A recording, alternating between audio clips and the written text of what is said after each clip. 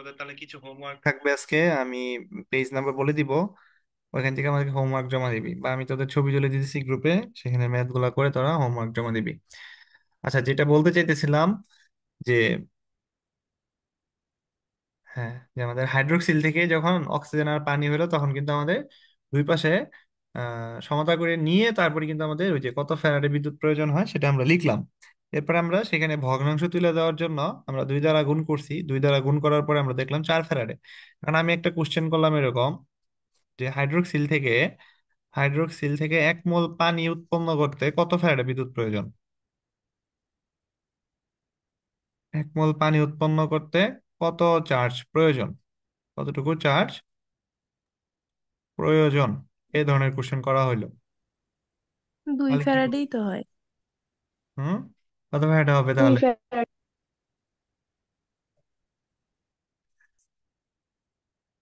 দুই হবে। হ্যাঁ, তার মানে আমি কিন্তু যখন এই যে শুধু হাইড্রোক্সিল থেকে দেখ, আমি কিন্তু বলছি আমাদের কত মোল পানি উৎপন্ন করার কথা বলছি, 1 মোল পানি। তাহলে হাইড্রোক্সিল থেকে অ্যাকচুয়ালি হয় কি কি, অ্যাকচুয়ালি হচ্ছে অক্সিজেন আর পানি উৎপন্ন হয়। সমতা মিলানোর জন্য আমরা এখানে 2 দিলাম, আর এখানে আমরা হাফ দিলাম। তাহলে আমাদের কত মোল পানি আছে এখানে? 1 মোল কিন্তু পানি আছে। তাহলে 1 মোলের জন্য কিন্তু আমাদের মানে এখানে কিন্তু আমাদের পার্থক্য কিন্তু দুইটা। তার মানে আমাদের কি 2 ফ্যারাডে বিদ্যুৎ প্রয়োজন। আচ্ছা, এবার যদি আমি তোদেরকে কোশ্চেন করি যে 1 মোল হাইড্রোক্সিল থেকে পানি উৎপন্ন করতে কত ফ্যারাডে বিদ্যুৎ প্রয়োজন, কোশ্চেনটা বুঝিস। 1 মোল হাইড্রোক্সিল আয়ন থেকে থেকে H2O উৎপন্ন করতে কত ফ্যারাডে বিদ্যুৎ প্রয়োজন, কতটুকু বিদ্যুৎ প্রয়োজন?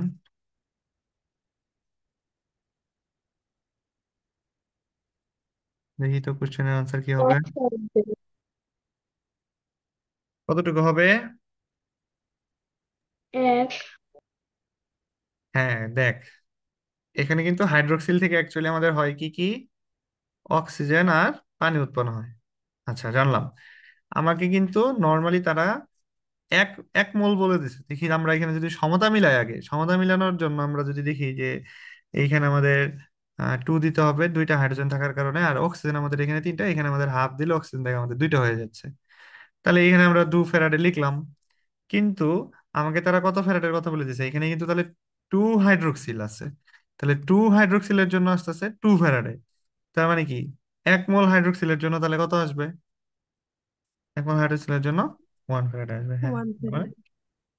আচ্ছা, তার মানে ওই যে অনেকে এইভাবে বলতে পারে যে হাইড্রোক্সিল থাকলেই 4 ফ্যারাডে দাগাবো, হাইড্রোক্সিল থাকলে, আমিও একটা সময় বলে দিতাম যে হাইড্রোক্সিল থাকলেই 4 ফ্যারাডে দাগাবি।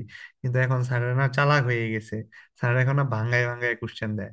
হ্যাঁ, স্যার এখন ভাঙ্গায় ভাঙ্গায় কোশ্চেন দেয়, তার মানে আমাদেরও ভাঙ্গায় ভাঙ্গায় বুঝতে হবে। তো এই হলো আমাদের হাইড্রোক্সিলের ঘটনাগুলো, এগুলো আমাদের আসবে সামনে। আপাতত আমরা কনসেপ্ট বুঝছি চার্জের পরিবর্তন থেকে আমাদের যে কতটুকু বিদ্যুৎ, মানে কত ফ্যারাডে। আচ্ছা, এখানে তো আমি সব ফ্যারাডে দিয়ে বুঝাইলাম, এগুলা কি সব চাইলে কুলম্বতে কনভার্ট করা সম্ভব না? হ্যাঁ। হ্যাঁ, তাহলে এই সবগুলা কিন্তু কিন্তু আমরা কুলম্বতে কনভার্ট করতে পারবো। ওকে, তাহলে এখন আমাদের একটা নতুন কনসেপ্ট শুরু হবে। হ্যাঁ, তাহলে এই পর্যন্ত কোনো সমস্যা নাই তো? না, আহ, আমার লাস্টটুকু একটু বুঝাই দেন, আমার নেট চলে গেছে তো। এই যে লাস্টটুকু আমি এই যে বের দুইটা হয়ে কোশ্চেন গেছিলাম। ছিল, এইখানে এই যে দুইটা কোশ্চেন ছিল যে 1 মোল হাইড্রোক্সিল থেকে পানি উৎপন্ন করতে কতটুকু বিদ্যুৎ প্রয়োজন। তাহলে এখানে আমরা একটু আগে এই বিক্রিয়াগুলো দেখতেছিলাম না, যে 2 হাইড্রোক্সিল থেকে 2 ফ্যারাডে, 2 হাইড্রোক্সিল থেকে যদি 2 ফ্যারাডে হয়, তাহলে 1 মোল হাইড্রোক্সিল থেকে কত ফ্যারাড হবে? 1 ফ্যারাড হবে। এই যে এই কোশ্চেনটাই আমরা দেখছিলাম, এই কোশ্চেন দেখলেই বুঝতে পারবি। দেখ কোশ্চেনটা দেখ, দেখে বুঝিস। আচ্ছা, বুঝছি। ক্লিয়ার? আচ্ছা, হ্যাঁ। তাহলে এখন আমরা নতুন হ্যাঁ। কনসেপ্ট চলে যাই। ওকে, আচ্ছা, আমরা আহ আমাদের শুরুতেই কোষের দুইটা চিত্র দেখছিলাম, মনে আছে? দুইটা কোষের চিত্র দেখা হয়েছিল, কোথায় কোথায়? নাই নাকি? ও আচ্ছা, উপরে তো থাকার কথা। আমরা দুইটা কোষের চিত্র দেখছিলাম, মনে আছে কোষের চিত্র দুইটা? এই যে শুরুতে, একদম শুরুতে আমরা দুইটা কোষের চিত্র দেখছিলাম। এইখানে তড়িৎ রাসায়নিক কোষের চিত্রটা একটু ভালো মতো লক্ষ্য কর, এইখান থেকেই আমাদের কনসেপ্ট শুরু হবে আর কি। ঠিক আছে। আচ্ছা। ওকে। আমাদের তড়িৎ রাসায়নিক কোষ, আমাদের তড়িৎ তড়িৎ রাসায়নিক কোষ।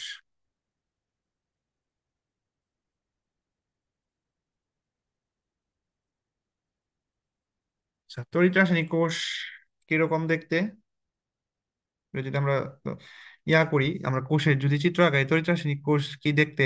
আমরা জাস্ট একটা পাত্র নিলাম, আমরা পাত্রের ভেতরে দুইটা তড়িৎ দ্বার প্রবেশ করালাম, দুইটা তড়িৎ দ্বার প্রবেশ করালাম, এই যে ধর দুইটা তড়িৎ দ্বার প্রবেশ করালাম। আচ্ছা, দুইটা তড়িৎ দ্বার প্রবেশ করানোর পরে আমরা কি করলাম, এই দুইটা তড়িৎ দ্বারকে একটা তারের মাধ্যমে সংযোগ করলাম, এবং মাঝখানে আমরা একটা ব্যাটারি বা সরি বাল্ব লাগাই দিলাম, বাল্ব। এই বাল্ব থেকে মনে কর যে আমাদের এই যে বিদ্যুৎ প্রবাহিত বা কারেন্ট, লাইট জ্বলতেছে। এখন আমাদের এইখানে ধর আমরা এই যে এরকম করে আমরা কোষ দিয়ে দিলাম, মানে দ্রবণ দিয়ে দিলাম, একটা কোষ কমপ্লিট হয়ে গেল কিন্তু এখন। তো এখন আহ এইখানে অবশ্যই কি আছে আমাদের, অসংখ্য কি ক্যাটায়ন অ্যানায়ন আছে না এই কোষের ভিতরে? এই দ্রবণের ভিতরে কি আছে আমাদের? অসংখ্য কিন্তু ক্যাটায়ন আছে, অ্যানায়ন আছে, ক্যাটায়ন আছে, অ্যানায়ন আছে। আছে না এরকম? অনেকগুলা ক্যাটায়ন অ্যানায়ন আছে কিনা? আছে। আচ্ছা, এখন একটা তড়িৎদ্বারে জারণ বিক্রিয়া হচ্ছে, আরেকটা তড়িৎদ্বারে কিন্তু বিজারণ বিক্রিয়া হচ্ছে, যার কারণে কিন্তু টোটাল কোষটা কিন্তু আমাদের চালু আছে। তে এই পাশেরটাকে ধরলাম আমরা অ্যানোড, আর এই পাশেরটাকে ধরলাম আমরা ক্যাথোড। আসলে অ্যানোড ক্যাথোড এইভাবে ধরা হয় না, যে তড়িৎদ্বারে আমাদের জারণ বিক্রিয়া সংঘটিত হয় তাকে অ্যানোড বলা হয়। তাহলে অ্যানোড তড়িৎদ্বার কাকে বলবো আমরা? অ্যানোড তড়িৎদ্বার হচ্ছে যেখানে কি ঘটে, জারণ বিক্রিয়া ঘটে, সেখানে আমরা অ্যানোড বলবো। আর ক্যাথোড আমরা কাকে বলবো? যেখানে আমাদের বিজারণ বিক্রিয়া ঘটে, বিজারণ ঘটে। আচ্ছা, যখন জারণ ঘটে তখন কি ইলেকট্রন আদান প্রদান হয়, জারণ মানে ইলেকট্রন ছাড়তেছে, ক্যাথোড। আর বিজারণ মানে কি ইলেকট্রন গ্রহণ করতেছে, তার মানে কি আদান প্রদানের কারণে কি একটা কাজ বা বিভব পার্থক্যের সৃষ্টি হচ্ছে না? ওই যে আমরা আজকে ক্লাসে কিন্তু বলছিলাম বিভব কি। বিভব হচ্ছে একটা চার্জকে তুই এক জায়গা থেকে আরেক জায়গায়, একটা বর্তনীর এক জায়গা থেকে আরেক জায়গায় যখন তুই সরাবি, তখন তোকে কি কাজ করতে হবে না? ওটাই হচ্ছে আমাদের অ্যাকচুয়ালি বিভব।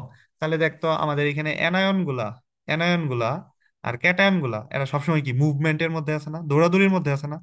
আমাদের একটা পাত্রের ভিতরে যদি আমরা অ্যানায়ন ক্যাটায়ন যদি দেখি, অ্যানায়ন ক্যাটায়ন কি করতেছে সবসময়? দৌড়াদৌড়ি করতেছে না, গতিশীল অবস্থায় আছে না অ্যানায়ন ক্যাটায়ন গুলা? তার মানে এক জায়গা থেকে আরেক জায়গায় কিন্তু এরা দৌড়াদৌড়ি করতেছে, এই দৌড়াদৌড়ি করার কারণে তাদের কিন্তু কাজ করতে হচ্ছে, কাজের প্রয়োজন হচ্ছে, এটাকে বলা হচ্ছে আমাদের বিভব। এখন অ্যানোড ক্যাথোডে কি ঘটবে অ্যাকচুয়ালি? এই যে যে জারণ ঘটে না এখানে, এই যে এখানে কি বিজারণ ঘটে না বললাম না? তো এই অ্যানোডে অ্যানায়ন গুলা এসে জারণ ঘটাবে, অ্যানোডে কে এসে জারণ ঘটাবে? অ্যানায়ন। তার মানে এখানে যে জারণটা ঘটায়, এখানে জারণটা কেরা ঘটায়? অ্যানায়ন ঘটায়। আর ক্যাথোডে যে বিজারণটা ঘটায়, তাহলে ক্যাথোডে বিজারণটা কেরা ঘটায়? ক্যাটায়ন ঘটায়। তার মানে আমরা আজকে থেকে এক লাইনে যদি বলি, অ্যানায়ন গুলা কোন দিকে যাবে? এই যে প্লাস মাইনাসের অ্যানায়ন গুলা কোন দিকে যাবে?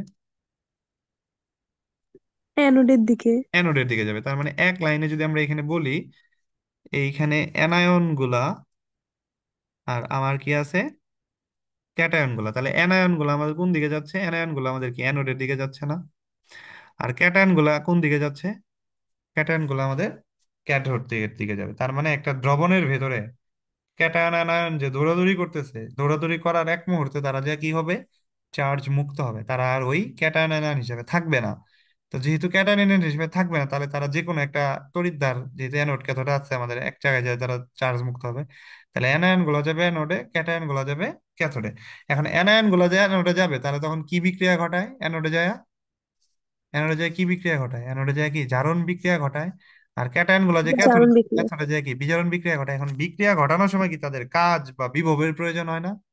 তাহলে সেক্ষেত্রে অ্যানোডের জন্য আমরা কি বিভব নিয়ে কাজ করব? যদি আমরা অ্যানোড তড়িৎদ্বারের ঘটনা বলি, অ্যানোড তড়িৎদ্বার আমরা কোন বিভব নিয়ে কাজ করব? এক লাইনে যদি বলি অ্যানোড তড়িৎদ্বার আমরা কোন বিভব নিয়ে কাজ করব? জারণ বিভব নিয়ে কাজ করব না? আর ক্যাথোড তড়িৎদ্বার আমরা কোন বিভব নিয়ে কাজ করব? যেহেতু ক্যাথোডে বিজারণ ঘটে। বিজারণ বিভব। তার মানে এখানে কি বিজারণ বিভব নিয়ে কাজ করব। ঠিক আছে। আচ্ছা, এখন ধর তোদের এখানে অনেকগুলা একটা স্কুলের ভিতরে অনেকগুলা কি ক্লাসরুম আছে। এটা ধর ক্লাস 6, এটা ধর ক্লাস 7, এটা ধর ক্লাস 9, এটা ধর ক্লাস 10-এর রুম। তো স্কুলের গেট দিয়ে অনেক স্টুডেন্ট মনে কর ভেতরে ঢুকতেছে, অনেক স্টুডেন্ট ভেতরে ঢুকতেছে। এখন কে কোন দিকে যাবে? দৌড়াদৌড়ি পারতেছে, কে কোন দিকে যাবে? যার যেটা ক্লাস শেষের দিকে যার যাবে। যেটা ক্লাস ওই দিকে যাবে না, ধরে এটা এদিকে গেল, একটা এদিকে গেল, একটা এদিকে গেল। তাহলে যার যেটা ক্লাস সে ওদিকে যাবে, তার মানে যার যেটা গন্তব্য সেটা ওদিকে যাবে। এখন আমার দ্রবণের ভিতরে গন্তব্য কার কোন দিকে এটা বোঝার উপায় কি? বিভব। এটা বোঝার উপায় কি? বিভব। তাহলে যার জারণ বিভব বেশি সে কোথায় যাবে? অ্যানোডে যাবে। অ্যানোডের দিকে যাবে। আর যার বিজারণ বিভব বেশি সে কোথায়, কোন দিকে যাবে? মেথড। ক্যাথোডের দিকে যাবে। ক্লিয়ার? পেপার গুলা কি ক্লিয়ার? হ্যাঁ। ক্লিয়ার। আচ্ছা, যদি ক্লিয়ার হস তাহলে এখন একটু যে ঘটনাতে আসি। হ্যাঁ, তাহলে এটি কিন্তু উম তড়িৎ বিশ্লেষ্য দ্রবণের ভেতরে কিন্তু এই ধরনের কিন্তু ঘটনা ঘটবে, যে কে কোন দিকে যাবে এটা কিন্তু তার কার উপর ডিপেন্ড করে? বিভবের উপর বিভবের উপর। ঠিক আছে। আচ্ছা, এখানে যদি আমরা ব্যাটারি না এখানে যদি আমরা বাল্ব নিয়ে যদি ব্যাটারিও দিতাম তাহলেও কি সেম ঘটনাই ঘটতো না? এখানে যদি আমরা ব্যাটারিও দিতাম তাহলেও কি আমাদের কি সেম ঘটনা ঘটতো কিনা বল? হ্যাঁ। কারণ কি, অ্যানোডে আজীবনই এখানে বাল্ব দেই, এখানে আমরা ব্যাটারি দেই, যেটা খুশি সেটা দেই, আমাদের অ্যানোডে আজীবন কি ঘটবে? জারণ ঘটবে। ক্যাথোডে আজীবন কি ঘটবে? বিজারণ ঘটবে। আর অ্যানোডে যেহেতু জারণ ঘটবে তার মানে সেখানে জারণ বিভবের নিয়ে কাজ হবে, আর ক্যাথোডে হলে বিজারণ বিভব নিয়ে কাজ করবে। এইবার দেখ ঝামেলাটা কোন দিকে লাগলো। যদি পাত্রে, পাত্রে কোন পাত্রে, ওই যে যে পাত্র ধর আমরা ওই যে উপরে যে আমরা চার কোণা আছে যে বক্স থাকলাম ওটা হলো পাত্র। যদি পাত্রে একাধিক অ্যানায়ন ক্যাটায়ন থাকে তখন কি হবে? একাধিক অ্যানায়ন অথবা ক্যাটায়ন থাকলে কি ঘটবে অ্যাকচুয়ালি তখন? বা কে আগে চার্জ মুক্ত হবে? কে আগে চার্জ মুক্ত হবে? চার্জ মুক্ত হবে। অ্যাকচুয়ালি মূল কাজই হচ্ছে চার্জ মুক্ত হওয়া। তো মনে কর যে আমাদের এখানে অ্যানোড আছে আর কি আছে, ক্যাথোড আছে। ধর অ্যানোড ক্যাথোড আছে। আমাদের চিত্রটা একটু ভালো মতো আঁকাই। ধর আমাদের এখানে অ্যানোড আছে আর কি আছে, ক্যাথোড আছে। তো বাম পাশেরটাকে আমরা ধরলাম অ্যানোড, আর ডান পাশেরটাকে ধরলাম আমরা ক্যাথোড। এবার এখানে আমাদের সোডিয়াম আছে, কপার আছে। হ্যাঁ, ধর আমরা দুইটা নিয়ে কাজ করলাম, তাহলে এই ক্যাটায়ন গুলা কোন দিকে যাবে? এই যে যে দুইটা ক্যাটায়ন আছে, সোডিয়াম আছে এবং কপার আছে, এই ক্যাটায়ন গুলা কোন দিকে যাবে?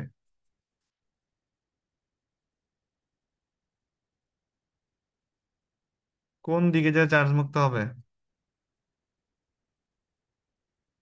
অ্যানোডের দিকে যাবে। ক্যাটায়ন কি অ্যানোডের দিকে যায়? না না, ক্যাথোডের দিকে। সিতে ক্যাটায়ন, সিতে ক্যাথোড। তাহলে ক্যাটায়ন সব কোন দিকে যাবে? ক্যাটায়ন সব কি ক্যাথোডের দিকে যাবে না? আর অ্যানায়ন সব কোন দিকে যাবে? অ্যানায়ন সব হচ্ছে অ্যানোডের দিকে যাবে। এখন দুইটা ক্যাটায়নের ভিতরে কে আগে যাবে? মারামারি পাচ্ছে এখন। আগে না হয় বুঝলাম যে যার অনেকগুলা স্টুডেন্ট একসাথে। চার্জ যায় বেশি। হ্যাঁ, তাহলে একটা নিয়ম করে দেওয়া হয়েছে যে ক্লাসে যে কেউ একজন ঢুকতে পারবে বা আগে ঢুকতে পারবে। কে আগে ঢুকবে, ধর আমরা ক্লাসে রোল ওয়াইজ ঢুকাইলাম, যে রোল 1 আগে ঢুকবে, তারপরে রোল 2 ঢুকবে, এইভাবে ঢুকাইলাম। ঠিক এরকম যখন একাধিক ক্যাটায়ন আয়নের ভিতরে যখন চার্জ মুক্ত হইতে যাবে, ক্যাটায়ন দুইটার ভিতরে যার বিভব বেশি সেটা আগে চার্জ মুক্ত হবে। যদি এখানে বলা হয়েছে যে কে আগে চার্জ মুক্ত হবে, একাধিক যদি ক্যাটায়ন আয়ন থাকে, তাহলে এখানে কি একাধিক কি আছে? ক্যাটায়ন আছে না? তাহলে কে আগে চার্জ মুক্ত হবে এখানে? কোনটা আগে যাবে, সোডিয়াম যাবে না কপার যাবে? এটা আমরা বুঝবো কিভাবে? এটা বোঝার জন্য আমাদের তড়িৎ সোডিয়াম। রাসায়নিক সারি লাগবে। আচ্ছা যাই হোক, আমরা আগে আনসারটুকু লেখা নিই। তাহলে যদি পাত্রে একাধিক অ্যানায়ন ক্যাটায়ন থাকে সেই ক্ষেত্রে কে আগে চার্জ মুক্ত হবে? তাহলে লিখে লাগবো, এক কথায় লিখবো, যার কি বেশি? বিভব বেশি। যার বিভব বেশি সে আগে কি হবে? চার্জ মুক্ত হবে। তাহলে এখানে আমাদের চিত্রের দিকে কি হবে? চিত্রে কি আছে? দুইটাই ক্যাথোড আছে, ক্যাটায়ন আছে না? তাহলে ক্যাটায়ন কি নিয়ে কাজ করে? ক্যাটায়ন কি বিজারণ নিয়ে কাজ করবে না? ক্যাথোডে কি ঘটে? বিজারণ ঘটে। তাহলে ক্যাটায়ন কি ঘটাবে? বিজারণ ঘটাবে। তার মানে এই ক্যাটায়নের ক্ষেত্রে আমরা কি নিয়ে কাজ করব?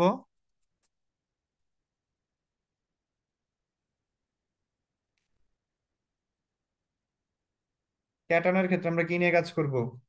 বিজারণ বিভব নিয়ে কাজ করব। বুঝতেছস তোরা? হ্যাঁ।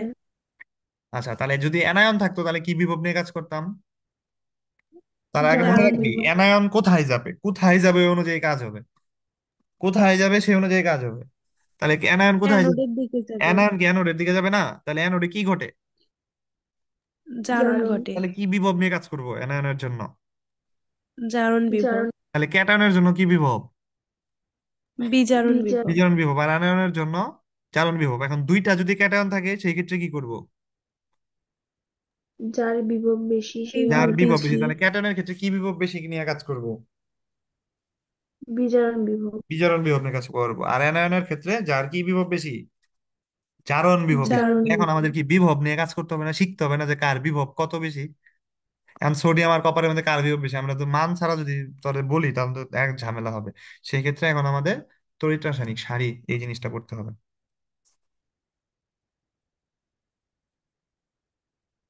তড়িৎ রাসায়নিক সারি 9 মনে হয় পড়ছিলি তোরা এটা। তড়িৎ রাসায়নিক সারি।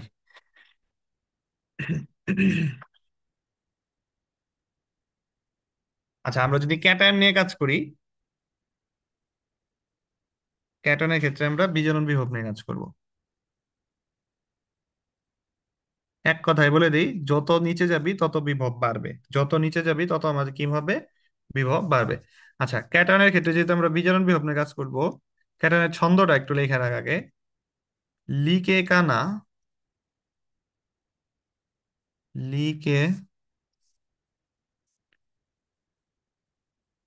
কানা,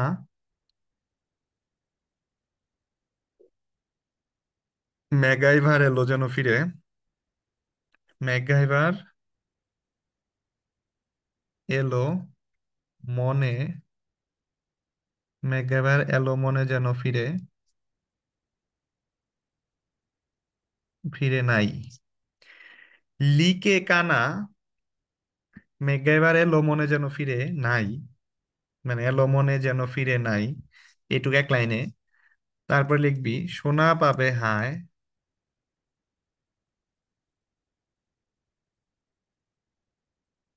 কুমিল্লার হাজি আজ,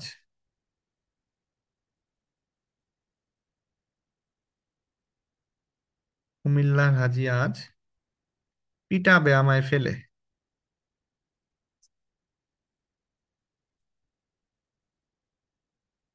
দুই লাইনে ছন্দটা শেষ করতে হবে।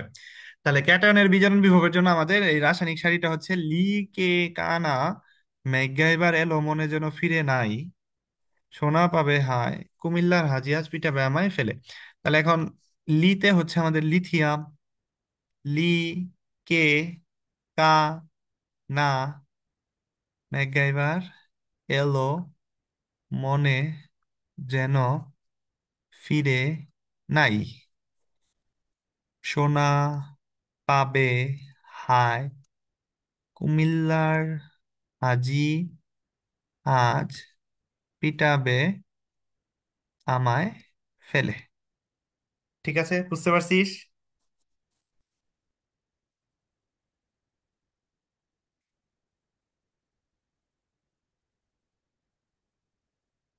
ক্লিয়ার?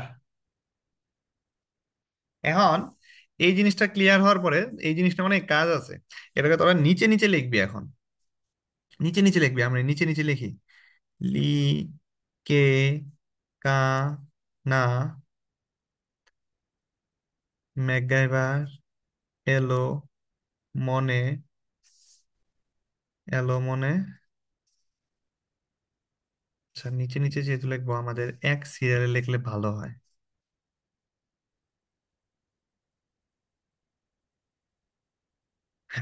যতটা ছোট করে লিখতে পারি। লিকে কানা, ম্যাকগাইভার। আচ্ছা, লেখা কি দেখা যায়? হ্যাঁ, দেখা যায়। ম্যাকগাইভার এলো মনে যেন ফিরে নাই, এলো মনে যেন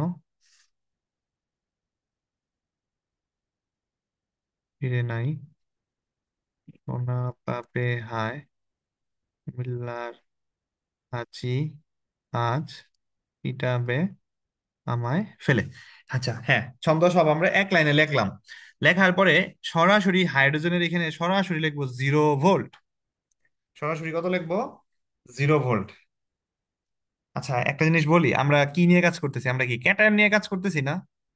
এখানে কি কোনো ক্যাটায়ন দেখছো এখন পর্যন্ত? সবগুলা কি আমি ধাতু লিখে রাখছি না? হ্যাঁ। সবগুলা কি আমরা ধাতু লিখে রাখছি না? আচ্ছা এখন ক্যাটায়ন যদি বলি, তাহলে ক্যাটায়ন কোনগুলা আননোন তোদের কাছে এটা একটু বলতো। লিথিয়ামের ক্যাটায়ন কত হবে? লিথিয়ামের ক্যাটায়ন থ্রি কত? প্লাস। রাইট, লিথিয়াম 3+ হয়। গ্রুপ 1 এর মূল্য কি +1 না? ও +1। +1। পটাশিয়াম, ওটাও তো +1। +1। ক্যালসিয়াম। +2। মানে তোরা আগে ধাতুই মনে রাখবি, পরে জাস্ট যেগুলা আনকমন এগুলা লিখে দিতেছি। সোডিয়াম কত হবে? +1। +1 না? ম্যাগনেসিয়াম কত হবে? +2। অ্যালুমিনিয়াম কত হবে? +3। ম্যাঙ্গানিজ কত হবে? এইটা হচ্ছে তোরা বুঝবি না। ম্যাঙ্গানিজ, হ্যাঁ যে আমি এই সাদা কালি দিয়ে লিখে রাখতেছি, ম্যাঙ্গানিজ হবে 2+। ম্যাঙ্গানিজ কত প্লাস? 2+। এটা টু একটু মনে রাখতে প্লাস হবে। জিঙ্ক 2+। 2+। আয়রন, 2 3 দুটাই হয় না? আচ্ছা 2 3 দিব না, কারণ দেখ আমরা কি নিয়ে কাজ করতেছি এখানে, বিজারণ নিয়ে কাজ করতেছি না। আমরা 2+ নেব না, কমটা নিয়ে কাজ করবো। হ্যাঁ, তাহলে আয়রনেরটা আমরা এখানে সাদাটা দিয়ে লিখে রাখি। আয়রনের এখানে 2+। আয়রন নিয়ে একটু ঝামেলায় পড়তে হয় অনেক সময়। নিকেল, এটাও জানি নিকেলও না। 2+। নিকেলও আমাদের 2+। ঠিক আছে। টিন, টিনও টু থ্রি। প্লাস কারণ 2 4 দুইটাই আছে। কেন, টিন আর লেড 2 4 যোজনী, সেক্ষেত্রে হ্যাঁ। দুইটাই 2+। তার মানে যে আমি যেগুলো স্টার মার্ক দিতেছি এগুলোরই দেখ তোকে স্পেশালি মনে রাখতে হবে, বাকিগুলো তুই না বুঝলেও পারবি, মানে না পারলেও বুঝবি। হাইড্রোজেন কি হবে? প্লাস। লাল কালি দিয়ে যেগুলো লিখতেছিলাম ওগুলো লাল কালি দিয়ে লিখি। হাইড্রোজেন যদি প্লাস হয়, কপার কি হবে? 2+। Copper 2+। Mercury, two mercury plus না, মার্কারি+। মার্কারি+। তারপর সিলভার, সিলভার তো একটাই হয়। সিলভার কি আরো আছে? সিলভার+। সিলভার+। প্লাস তারপর প্লাটিনাম, প্লাটিনাম ঝামেলায় পড়বি। প্লাটিনাম হচ্ছে প্লাস, প্লাটিনাম+। গোল্ড, হ্যাঁ গোল্ডও ঝামেলায় পড়বি, গোল্ড 3+ হবে। গোল্ড 3+ হবে। আর ফ্লোরিন কি হবে? অ্যাকচুয়ালি ফ্লোরিন কিন্তু আসলে প্লাস হবে না, ফ্লোরিন কিন্তু আসলে ফ্লোরিন হবে, এই ফ্লোরিন মাইনাস হবে। মাইনাস। ফ্লোরিন মাইনাস হবে। ঠিক আছে, বুঝতে পারছি। ফ্লোরিন আসলে অ্যাকচুয়ালি ফ্লোরিন মাইনাস হবে। আচ্ছা এখন আমরা হাইড্রোজেনের ওখানে যাই কি লিখছি? 0। 0 ভোল্ট। তার মানে হাইড্রোজেনের বিভব কত? 0 ভোল্ট। 0 ভোল্ট। তাহলে একটা কি বিভব? আমরা এখানে কি নিয়ে কাজ করতেছি? ক্যাটায়নের নিয়ে কাজ করতেছি না? সবগুলা কি ক্যাটায়ন হ্যাঁ। না? ক্যাটায়নের জন্য আমরা কি বিভব কাজ করবো? বিজারণ। বিজারণ বিভব। তাহলে হাইড্রোজেনের বিজারণ বিভব কত? শূন্য। 0। 0 ভোল্ট। 0 0 ভোল্ট আর কি, হ্যাঁ। ওকে, তাহলে আমরা এখান থেকে কি উপর থেকে কি নিচের দিকে আসতেছি না? এখানে কি উপর থেকে নিচের দিকে আসলাম না? উপর থেকে নিচের দিকে আসার কারণে এখানে কোন বিভব বাড়তেছে তাহলে? বিজারণ বিভব। ইয়েস, উপর থেকে নিচে আমাদের, যেহেতু আমরা বিজারণ নিয়ে কাজ করতেছি, উপর থেকে নিচে, উপর থেকে নিচে কি বিভব বৃদ্ধি পাবে? বিজারণ বিভব বৃদ্ধি। উপর থেকে নিচে এখানে কি বিভব বৃদ্ধি পাচ্ছে? বিজারণ বিভব। আচ্ছা, হাইড্রোজেন যেহেতু 0, 0-র পরে যত আছে এখানে সবগুলো হবে পজিটিভ ভোল্ট। আমরা মান মুখস্থ করবো না, আমরা মান ছাড়া এভাবে মনে রাখার চেষ্টা করি। তাহলে হাইড্রোজেনের নিচে যারা আছে তারা 0 ভোল্ট, তাহলে হাইড্রোজেনের উপরে যারা আছে তারা কি ভোল্ট হবে? মাইনাস। মাইনাস ভোল্ট হবে। তারা বইতে মানগুলা আছে, মানগুলা দেখবি যে হাইড্রোজেনের উপরে দেখবি মাইনাস আর নিচে দেখবি প্লাস। বুঝতে পারছি বিষয়টা? আচ্ছা এখন আরো কিছু তথ্য আছে এখান থেকে। একটা তথ্য তো বুঝলাম যে উপর থেকে নিচের দিকে আসতেছে, বিভব বাড়তেছে। এখন যে যত উপরে, যদি আমরা শুধু ধাতু নিয়ে চিন্তা করতাম, যে যত উপরে সে তোর হচ্ছে অ্যানোড হিসেবে কাজ করবে। এটা আসলে কম্পেয়ার করতে হবে কার উপরে কে, কার উপরে কে, এটার উপরে ডিপেন্ড করে আমাদের অ্যানোড ক্যাথোড নির্ণয় করতে হবে। যে যত উপরে সে তাহলে কি হিসেবে কাজ করবে, আমাদের অ্যানোড। আর তাহলে যে যত নিচে, যার নিচে যে, যে যত নিচে সে তাহলে কি হিসেবে কাজ করবে, ক্যাথোড। তাহলে তড়িৎ রাসায়নিক সারি থেকে কিন্তু আমরা অনেক কিছু এখান থেকে আনসার বের করে নিয়ে আসবো। তাহলে যে যত উপরে সে আমাদের কি হিসেবে কাজ করবে, অ্যানোড। আর যে যত নিচে সেটা আমার কি হিসেবে কাজ করবে, ক্যাথোড। এটা আমরা জাস্ট বিভবের মান ছাড়া কিন্তু কথা বলতেছি। আমাদের কিন্তু অ্যাকচুয়ালি অঙ্কগুলো বিভবের মান দিয়ে আসবে, সেই ক্ষেত্রে আমরা আলাদা কনসেপ্টে কাজ করব। এইখানে আমরা আলাদা কনসেপ্টে কাজ করতেছি, যে যে যত উপরে সে হচ্ছে আমাদের অ্যানোড, আর যে যত নিচে সে হচ্ছে আমাদের ক্যাথোড। ক্লিয়ার? আর উপর থেকে যত নিচে যাবে বিজারণ বিভব বৃদ্ধি পাবে। আচ্ছা, বিজারণ বিভব বৃদ্ধি পাওয়া মানে কি? সে আগে কি হবে, ইলেকট্রন কি করবে, গ্রহণ করবে না? হ্যাঁ। হ্যাঁ, বুঝতে পারছি বিষয়গুলা। তাহলে নিচ থেকে যদি উপরের দিকে যাইতাম তাহলে কি হইতো, যদি আমরা উল্টাকে এই যে দেখাই বাম পাশে, নিচ থেকে উপরের দিকে গেলে কি হবে?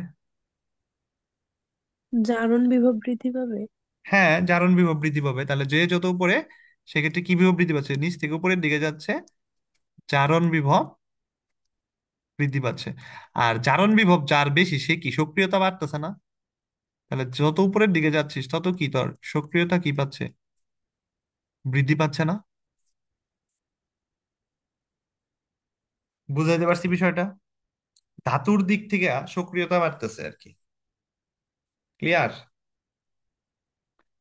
হ্যাঁ হ্যাঁ। আচ্ছা, এখন এখান থেকে একটা কোশ্চেন লিখে রাখবি।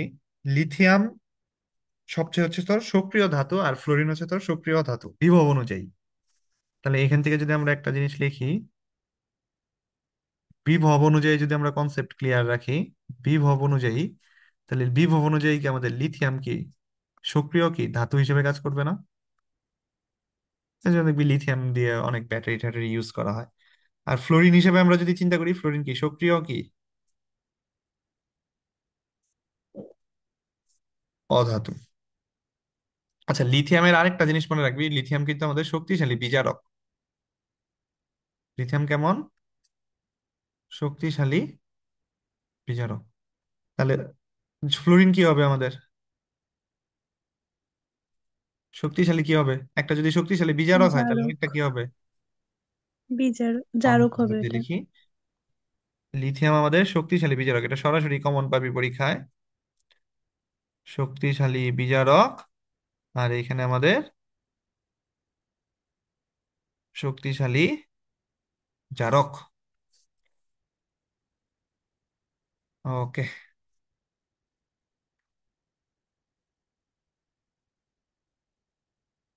বল এই পর্যন্ত কোনো প্রবলেম আছে কিনা?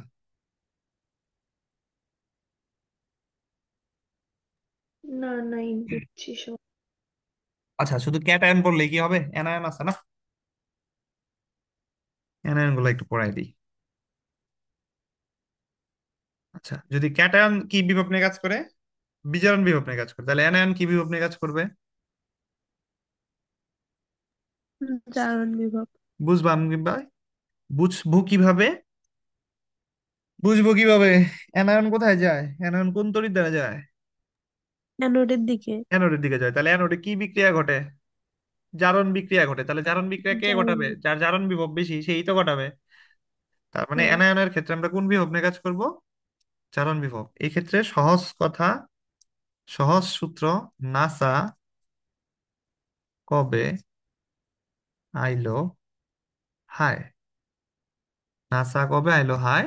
সেক্ষেত্রে নাতে হচ্ছে আমাদের নাইট্রেট, সাতে হচ্ছে আমাদের সালফেট, কতে হচ্ছে আমাদের ক্লোরাইড, বতে হচ্ছে আমাদের ব্রোমাইড, আইলোতে হচ্ছে আমাদের আয়োডাইড, আর হাইতে হচ্ছে আমাদের হাইড্রোক্সিল। হাইতে হচ্ছে আমাদের হাইড্রোক্সিল। তাহলে নাসা কবে আইলো হায়। আচ্ছা, এটাকে আমরা সিরিয়াল মেনটেন করে নিচে নিচে লিখবো। এই যে না, সা, ক, বে, আইলো হায়। তাহলে একই কথা, উপর থেকে নিচের দিকে যাচ্ছে কি বিভব বৃদ্ধি পাচ্ছে? বোঝার উপায় কি? অ্যানায়ন গুলা জারণ বিভব নিয়ে কাজ করবো আমরা। তাহলে উপর থেকে নিচে জারণ বিভব বৃদ্ধি, এখানে অ্যানায়ন নিয়ে আসলে আমাদের যেহেতু এখানে কোনো ধাতু নেই, তাহলে আমরা তড়িৎদ্বার নিয়ে এখানে কথাবার্তা বলবো না। আর নিচের থেকে উপরের দিকে যাবে কোন বিভব বৃদ্ধি পাবে? আগে আমরা নিচের দিকের ঘটনা চিন্তা করবো, নিচের দিকের ঘটনা চিন্তা করলে বিপরীতটা চিন্তা করতে পারবো। নিচের থেকে উপরে গেলে বিজারণ বিভব বৃদ্ধি পাবে। ক্লিয়ার? এখান থেকে আমাদের একটা জিনিস মনে রাখতে হবে, চার্জ মুক্ত হওয়ার পরের অবস্থা, অ্যানায়নের চার্জ মুক্ত হওয়ার পরের অবস্থা। অ্যানায়ন কিভাবে কিভাবে চার্জ মুক্ত হয়? এইখানে যে নাইট্রেট আছে না, চোখ বন্ধ করে আমরা মুখস্থ রাখবো, নাইট্রোজেন প্লাস অক্সিজেন। এইটা তো আমরা আজকে দেখাইছি, কিন্তু দেখানো হয়েছে না ক্লাসে শুরুর দিকেই? তাহলে নাইট্রেট হ্যাঁ। থেকে আমরা পরিবর্তনটা কি দেখবো? নাইট্রেটের পরিবর্তন কি? নাইট্রেট থেকে আমাদের কি হবে? নাইট্রোজেন ডাই অক্সাইড আর কি অক্সিজেন। আমরা এখানে সমতা মিলাবো না, সমতা আমরা বুঝি কিভাবে মিলাইতে হয়। তাহলে সালফেট থেকে কি হবে? নাইট্রেটের মতোই সালফার ডাই অক্সাইড হবে, আর কি হবে? অক্সিজেন হবে। এই যে তিনটা একসাথে পড়বো, ক্লোরাইড, ব্রোমাইড, আর হচ্ছে আয়োডাইড। এই সবগুলো থেকে আমাদের পরিবর্তন হবে, ক্লোরাইড থেকে হবে ক্লোরিন, ব্রোমাইড থেকে হবে ব্রোমিন, আয়োডাইড থেকে হবে I2। আর সর্বশেষে আমাদের কি আছে? হাইড্রোক্সিল। হাইড্রোক্সিল থেকে আমাদের কি পাওয়া যায়? অক্সিজেন প্লাস কি পাওয়া যাবে? পানি। পানি। এখানে জাস্ট আমরা পরিবর্তনগুলো দেখবো। পরে আমরা তো সমতা অনুযায়ী কয়টা ইলেকট্রন গ্রহণ বর্জন হলো এটা কিন্তু আমরা আজকে ক্লাসের শুরুতে কিন্তু দেখছি। বল এই পর্যন্ত কোনো সমস্যা আছে কিনা? তাহলে আমরা আজকে অনেক কিছু শিখে ফেললাম, মানে আমাদের তড়িৎ রাসায়নিক সারি শিখা মানে কি অধ্যায়ের অর্ধেক তোর প্যাটের মধ্যে নিয়ে চলে গেলি আর কি। এটার উপর বেস করে পুরা কথাগুলো তৈরি হবে। আমরা কিন্তু বিভবের মান দেখি নাই, আমরা জাস্ট একটা অ্যানালাইসিস করছি যে উপর থেকে নিচে বিভব কার বেশি কার কম। আমরা কিন্তু বিভবের মান থেকেও আমাদের কনসেপ্ট ক্লিয়ার রাখতে হবে। আমরা বিভবের মান থেকে পরে কাজ করব। আপাতত এই পর্যন্ত ক্লিয়ার কিনা? হ্যাঁ, বুঝছি। আচ্ছা, তাহলে আজকে আমাদের এই পর্যন্তই থাকবে। আমি তোদেরকে পিডিএফ গুলা দেওয়ার ব্যবস্থা করতেছি। এই পর্যন্ত কোনো কোশ্চেন আছে? কোশ্চেন থাকলে করতে পারিস। ক্লাসে কোন জিনিস বুঝিস নাই সেটা নিয়ে কোশ্চেন করতে পারিস। আচ্ছা, আমি ক্লাস রেকর্ড অফ করে দিই, কোশ্চেন থাকলে কর। আজকে এই পর্যন্তই।